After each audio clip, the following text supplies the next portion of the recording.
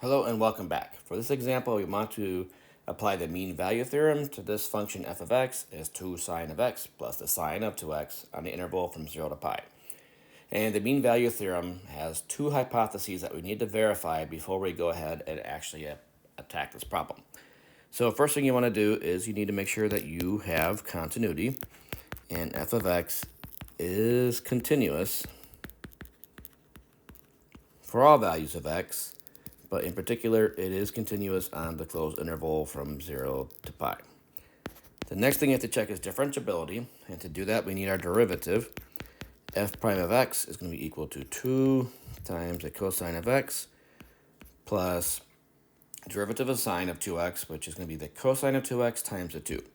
So that's 2 times the cosine of 2x.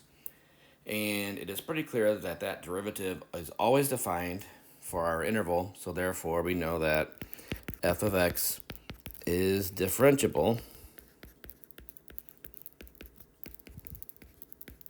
on the open interval from 0 to pi. So now we get to our conclusion of our theorem, which is there's at least one value c in the interval from 0 to pi such that f prime of c is equal to the slope of the secant line, average rate of change, whatever you want to call it, but that is f of pi minus f of 0 divided by pi minus 0.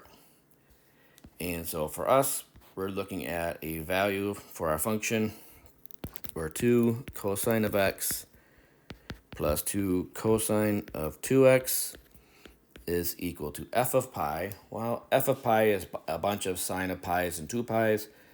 That's 0. F of 0 is obviously 0 because the sine of 0 is 0. So that's just equal to 0. This is actually an example of Rolle's theorem because the endpoints are the same. They're both equal to 0 for the original function on that interval.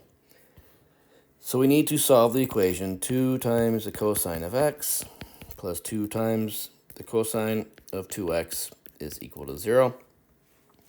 And it'd be very helpful to go through and divide this equation through by 2 so that we can eliminate those coefficients. So that takes us down to the cosine of x plus the cosine of 2x is equal to 0. And again, there's many different ways to solve this equation. The easiest way to solve it is to go ahead and just turn the 2x terms into just regular x terms for our trig functions. And in doing so, what we can do is actually rewrite this as a angle summation problem. And again, this is not necessary. One could just look up the value of the cosine of 2x from one of our many identities we have. But I'm going to make this a little bit easier for us by tying it back into earlier concepts. So that's going to be the cosine of x plus x is equal to 0. So that's the cosine of x plus, and now when we look at our angle sum formula for cosine, I always memorized it as cos cos minus sine sine. So that's going to be the cosine of x times another cosine of x minus the sine of x times the sine of x. Again, that's just using the angle summation formula and using x in place of both a and b. So the cosine of x plus cosine squared of x minus the sine squared of x is equal to 0. And then like we saw in an earlier example, I can swap out the sine squared of x with 1 minus cosine squared of x using my Pythagorean identities. So that takes us to cosine of x plus cosine squared of x minus 1 minus cosine squared of x is equal to 0. So cosine of x plus cosine squared of x minus 1 plus cosine squared of x is equal to 0. Combining like terms, I have 2 cosine squared of x plus a single cosine of x minus 1 equals 0. And again, we could have done that with a lot less work just by using identities out of some chart or table or ones we had memorized, but I wanted to kind of go through and derive this from scratch. So at this point in time, this trig equation needs to factor, otherwise we're going to have decimal values that we don't really want to do in a problem like this.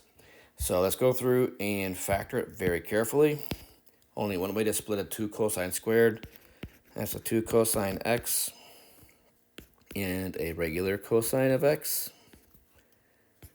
Only one way to split a 1, and that's a 1 and a 1. Next thing to do is check out our signs. Well, we want the middle cosine to be positive, so we're going to put a plus on this term, or factor, and a minus on that factor. So we really have 2 times the cosine of x minus 1 equals 0, or we've got the cosine of x equaling negative 1. The first equation tells us that the cosine of x is equal to 1/2. And the second one is already solved for cosine. It's cosine of x equals negative 1. I'll start with the easier one. The cosine of x is equal to negative 1 when x is equal to pi. But again, we're looking at the open interval for our value of c, and that's the endpoint of the interval. So this is outside of 0 to pi, so we don't have to use it as part of our answer. Over here, cosine of x is equal to 1/2 when x is equal to pi over 3 radians. And that's the only value between 0 and pi, because in quadrant 2, the cosine is negative. So that right there is the value of c. So c equals pi over 3 is the value guaranteed to exist in 0 to pi by the mean value theorem. So that is the value of c guaranteed to exist for our original function, which is way back here, as 2 sine x plus sine of 2x on the interval from 0 to pi.